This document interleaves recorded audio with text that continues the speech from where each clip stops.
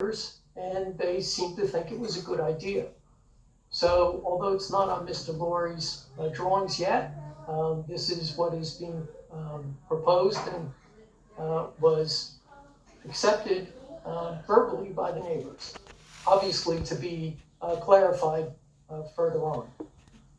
And I see Mr. Curcio online, and he'll obviously speak for himself, but I did provide a memo between myself and Mr. Shem, where he said that, you know, he would not be opposed to our application, provided that the board made this a condition of approval. So we have accommodated that for reasons that we're going to get into when we speak with our tenants. We think it makes the site, it improves the function and aesthetics of the site, because instead of having wide bushes, we're going to now have the width of this wall. And we think it's a better barrier. We can also mount the lights on it and keep the lights low. We think it'll be, et cetera. So we'll get to that. I've made Mr. Shammin's memo a matter of the record, and you know, we will honor that agreement. And we're hopeful that the board, when we put the proofs on, will allow us to have this facility. So Mr. Cox, I think that's it. Do we have anything else we need to cover? I think we pretty much got it. I've got one more question for Mr. Cox. Go ahead, Jay. On the proposed hotel, the second floor, are there any amenities proposed whatsoever for this hotel? Such as? A gym, a cafe, anything that you would find in a hotel? Well, again, it's a unique hotel. It's what is considered a modern hotel because of the way it will operate, and you'll see that or hear that from the operator.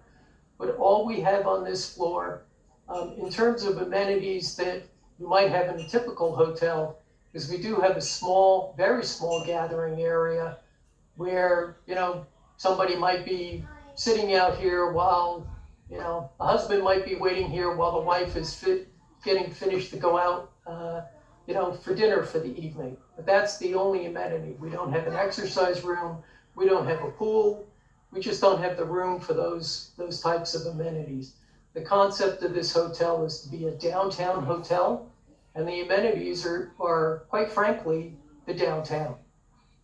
So this might not be a question for you, it might be a question for the planner, but what's the difference between this proposed hotel and a rooming house?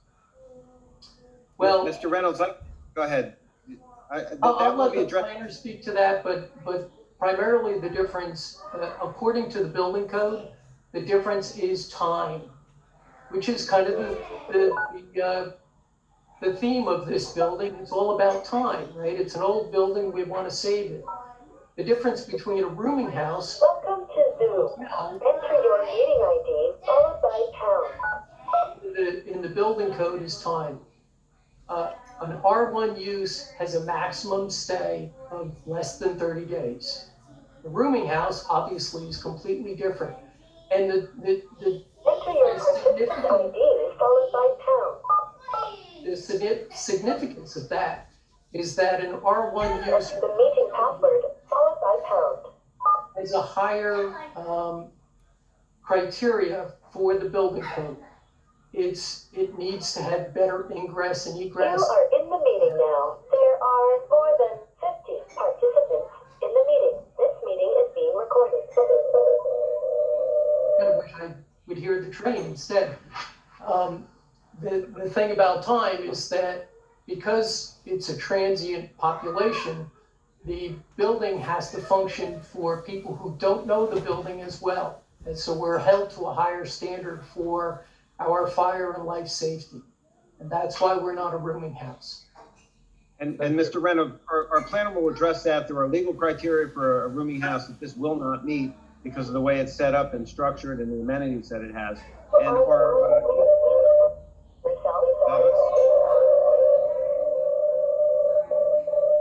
don't know who that is. Everybody else is muted. I don't think it's me. Am I muted too? Can you hear me? Yeah, we can hear you, I John. can hear you. It's probably, it sounds like it's somebody that's already joined that's rejoining.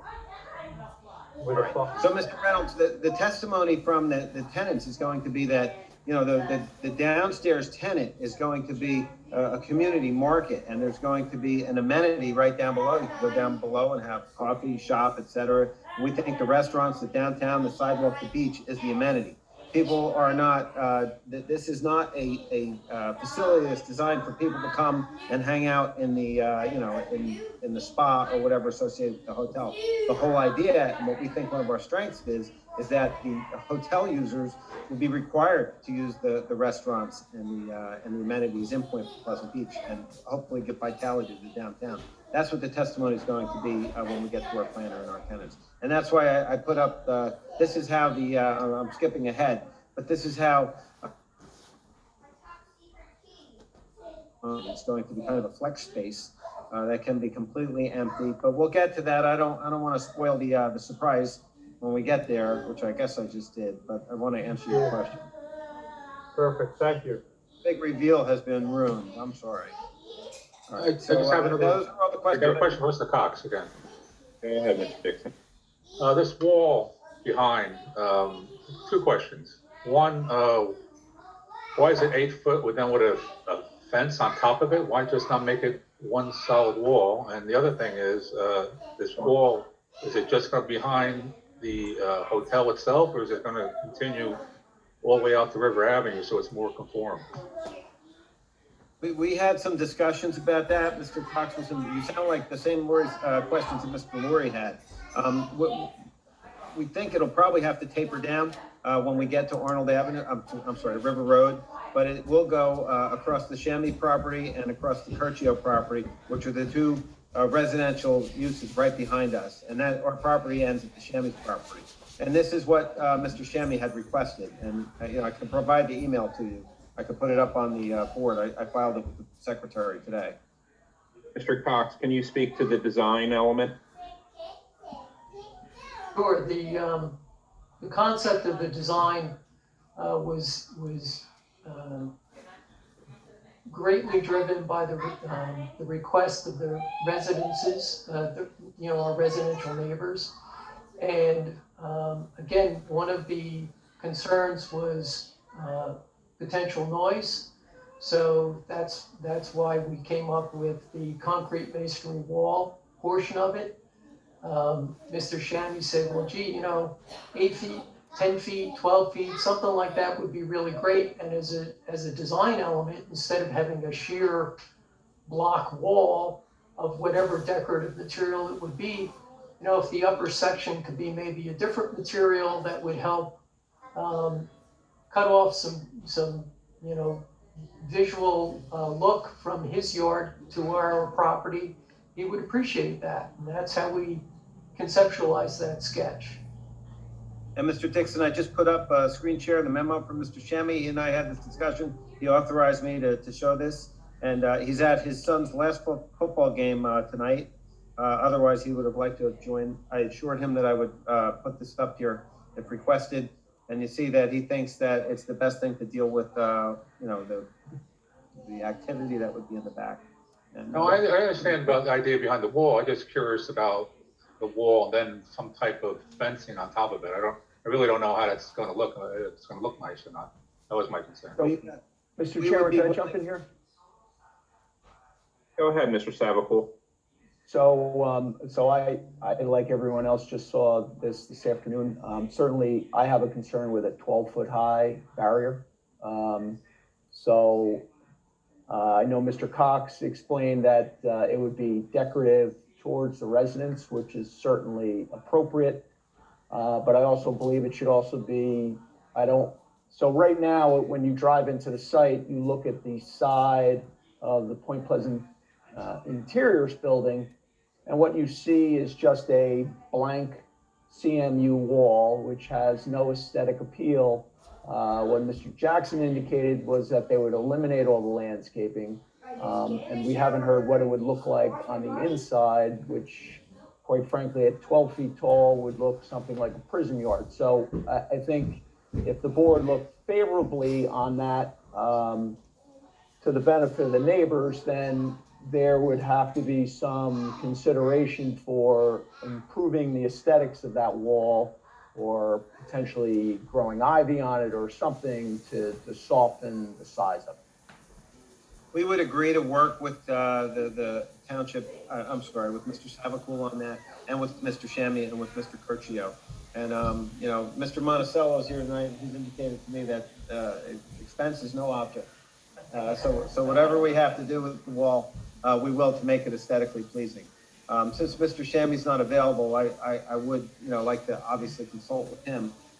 But we will do what's ever appropriate to make it aesthetically pleasing. And I know, you know, there are areas in town where there are sheer sides of buildings that go up much higher than that, and it makes a courtyard effect. We think it could be as, you know, appropriate and attractive. But we'll work with Mr.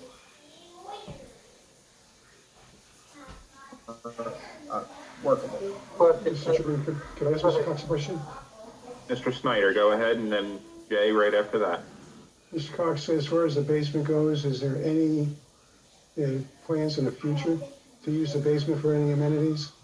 No. No, That could be a condition. that could be a condition. The interesting thing about the basement, although you can stand up in it, it's really pretty short. It's from the concrete slab, and again, because it was a Yankee cellar type of situation, from the concrete slab to the bottom of the structural floor joist, I'm gonna estimate is probably about 7 feet. So it's certainly not suitable for any occupiable space other than, you know, storage and mechanical systems, that sort of thing. Thank you, Mr. Cox. Mr. Reynolds? Yes, this is for Ray or Dennis or John for that matter. If this fence is to be 8 or 12 feet, does that not open up another variance that needs to be applied for, or? Yes, it does. And we would Absolutely apply. does. It does, and we would seek relief under the catch-all, any and all relief that the board deems appropriate. This is something that just came up the other day, and we think that since it's the property owners, you know, I haven't directly spoken with Mr. Curcio. I'm sure he certainly can speak for himself, but if he is on board with that, Mr. Shammy is on board with that, all the involved property owners would be on board with it. But either way, it falls within the catch-all provision of our notice. Thanks, John. All right, those are all the questions I have of Mr. Cox. Any other questions for any board members? One quick question, Paul. Go ahead, Mr. Kelly. I just don't know whether this would be for the architect or for the engineer, but are the air conditioning and heating going to be in the basement? The components for air conditioning and heating. We envision that, excuse me, some of the equipment will be in the basement. The condensers we envision to be on the roof. The last time we were here and we talked about that, there was some question about going through the roof and with the air conditioning on the top. That's why I asked. Well, we see that these units will be, because it's a completely different use, right? The last proposal before the board by the previous owner were apartment buildings. And he actually, as I recall, because I sat in on the meeting, he was proposing units that would actually have to breathe air to the sidewall, which is not allowed. So our units, we envision to be remote units with the smaller air condensers on the roof and a split system. And then the equipment that can be, the air handlers and stuff that can be in the basement will be located there. I'm sure it can be worked out. I just wanted to make sure that we had considered that. All right, Mr. Liston, do you have any cross for Mr. Cox?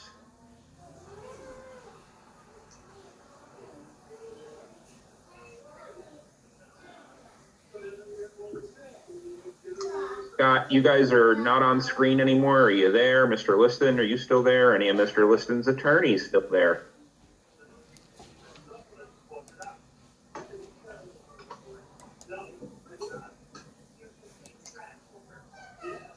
Going once. We're gonna have to investigate that.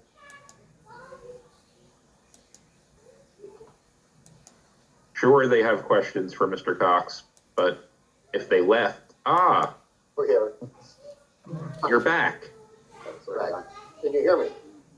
Yes, Ken, so go ahead if you have any cross-examination. Mr. Cox. Mr. Cox, how many years did you say you've been practicing architecture? I've been a licensed architect in the state of New Jersey since 1984. Okay, and during that period of time, have you ever designed any hotels? Yes, I have, as a matter of fact. Where? One in Point Pleasant Beach. It has yet to be built. It's a 109-room hotel. Okay. Is that the only one that you've ever designed? I'm testing my memory.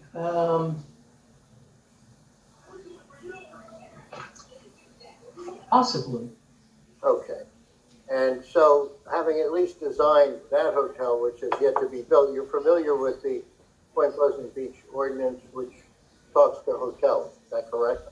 Yes, I am. Okay. Is there a minimum lot size that a hotel requires in that ordinance? Off the top of my head, I'm unfamiliar with that. Okay. Well, minimum lot area for a hotel, I believe, is 30,000 square feet. Does that refresh your recollection? Sure. Okay. How many square feet is this lot?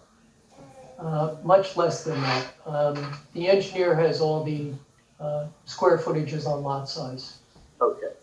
And lot frontage, I believe the ordinance requires lot frontage of 150 feet. We do not meet that requirement.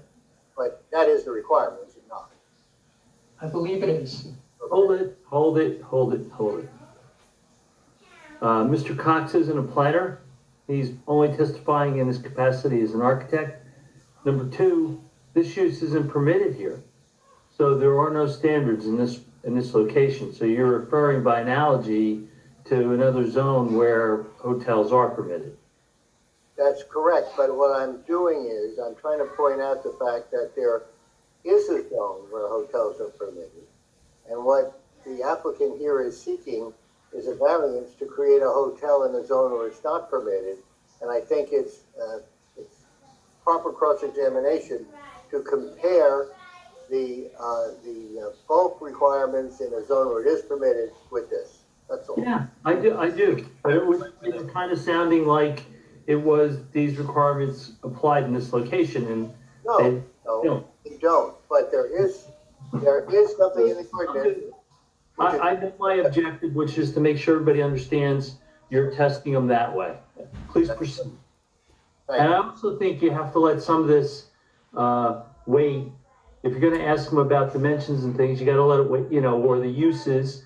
The engineer's got to deal with the deficiencies of the lot size, and the planner's got to deal with the use deficiencies. But you can ask Mr. Cox anything you want about his architectural design or the construction of the building. Okay. I just have one more question on bulk, and he may or may not know the answer to this. What is the side yard setback requirement for a hotel under the ordinance in Point Pleasant Beach? I believe it's 10 feet, is it not? I didn't review that. That would be a question more appropriate to our engineer or planner. Fine, fair enough. What is the 15 feet, just for clarification. 10 feet? What is 15 where it's a conditional use. Okay. All right, let's talk about the size of the hotel rooms here. First of all, let's talk about the number of hotel rooms. The ordinance in Point Pleasant Beach requires minimum of 10 rooms to a hotel, in a hotel, plus a superintendent's living quarters on site. Is that correct? Could be. Could be, or it is. Well, if you're reading it from the ordinance, then it is. But we've testified to how this hotel has been laid out. We have not yet testified to its operation, which will be a different expert. Okay. Well, that's fine, but I'm just, again, I'm comparing what you are proposing here, and you're calling it a hotel, to hotel standards in Point Pleasant Beach. And apparently it doesn't meet very many, if any of them. Is that correct? Possibly, yes. Okay. Now, with regard to the size of hotel rooms under the Point Pleasant Beach Hotel Ordinance, what is the minimum size of a hotel room under that ordinance? I didn't review that. Well, but you designed a hotel in Point Pleasant Beach. Yes, I designed a hotel that is not allowed use in this zone and is in an existing historic building. Okay. And we designed the size of the rooms, which we feel appropriate in discussions with the operator to be a successful hotel room in today's market. Okay, but the minimum, just let me refresh your recollection.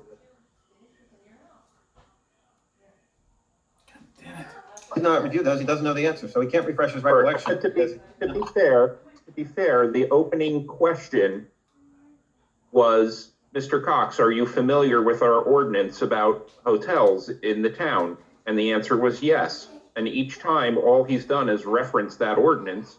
And then Mr. Cox has said he's not quite sure. So Mr. Cox maybe didn't reference it to the detail. That would be a different answer. But that was his opening ask of Mr. Cox. Are you familiar with our hotel ordinance? He said yes. And then he's asking him things about the hotel ordinance. So if Mr. Cox needs to open it up, what, Mr. Jackson? I said the objection's withdrawn. You made your point. Yes, I was listening. Just as spoken. So if Mr. Cox wants to open it up to reference it, that's different. But maybe he might want to answer his opening statement differently. Go ahead, Mr. Liston.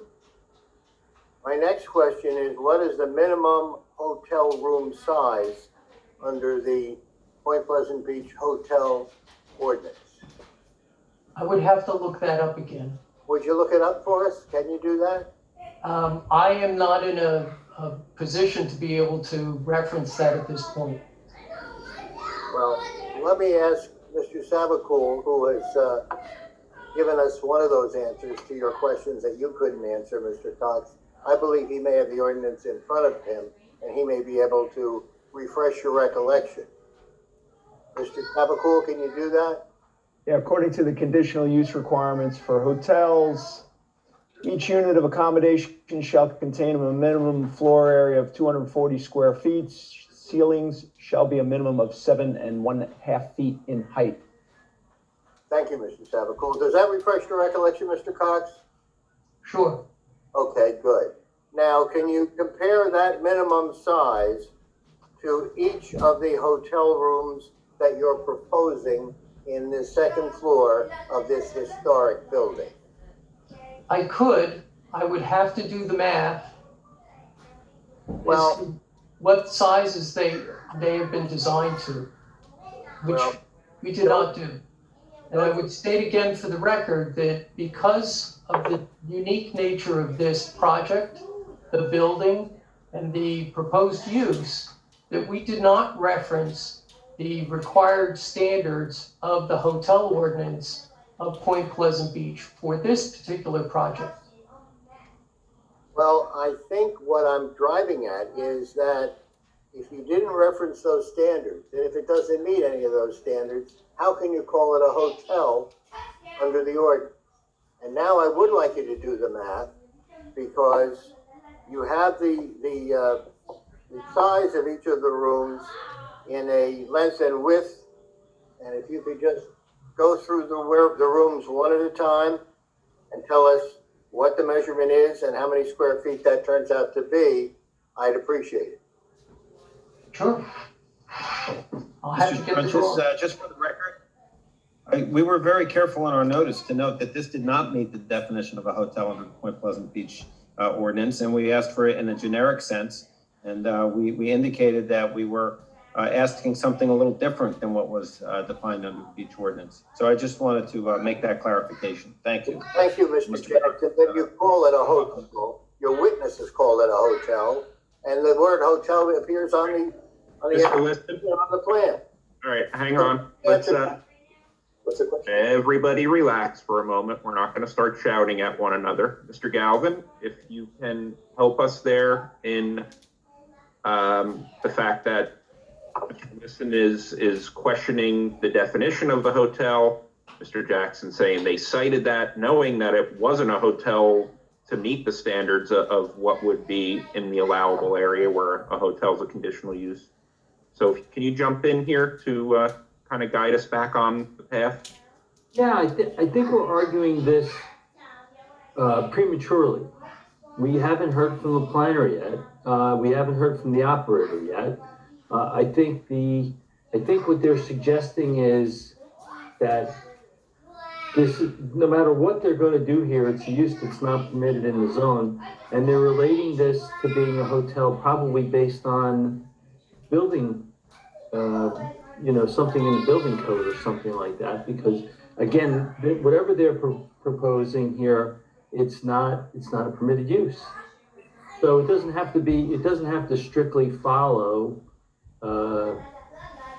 the definitions, but I will go back and take a look at the definition of hotel in the.